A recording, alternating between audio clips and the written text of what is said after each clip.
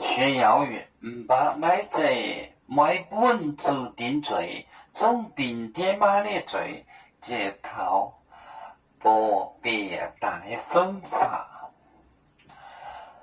不是不给他们定罪，要定爹妈的罪，下到3、4代孙发。孙呢？孙发，这个孙就是孙子，发呢就是后面的，比如说重孙什么叫发？孙发分发。而且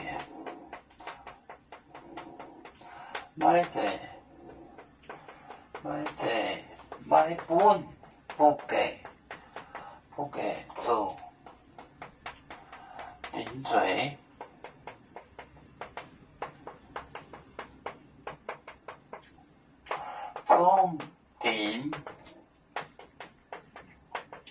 总定爹妈列罪，爹妈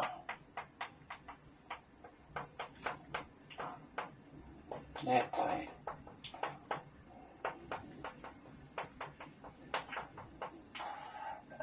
街头下道，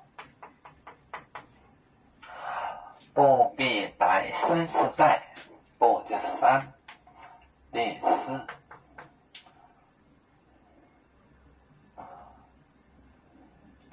带分发，孙发，孙发就只是例子，这个字是不是这样写的呢？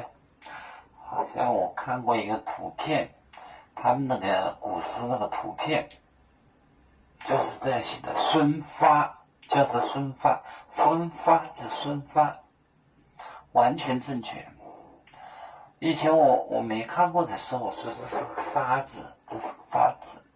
后来我看到这个图片呢，就是这个字孙发。买本就定罪，不是不给他们定罪。这个就是没有完的可以，说成是而且呀、可是啊，怎么都可以。不是不给他们定罪，总定爹妈的罪，街头下道，不别带分发，下到3、4代孙发。就是他爹妈的罪呢，要一直延到3、4代，就像说，比如说你犯了罪，或者什么东西要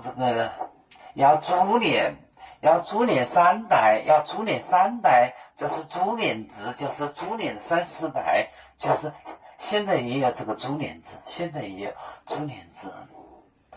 他不是说你犯了个罪，犯了个什么，要株连几代，他就是这，现在也有这个株连制。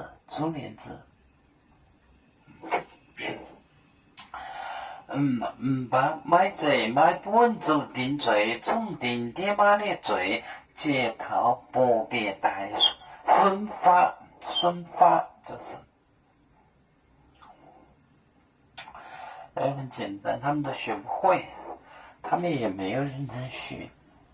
一个是呢，拼音他不记，因为不是钱，别人是不会学这个东西的，他也没有这个能力，他真的是没有能力，你说写成汉字直接读吧，他没有这个能力。你说用拼音记吧，他们都是外面学到的，他们搞外面学到倒是一把手，正经的他都不会的，不会。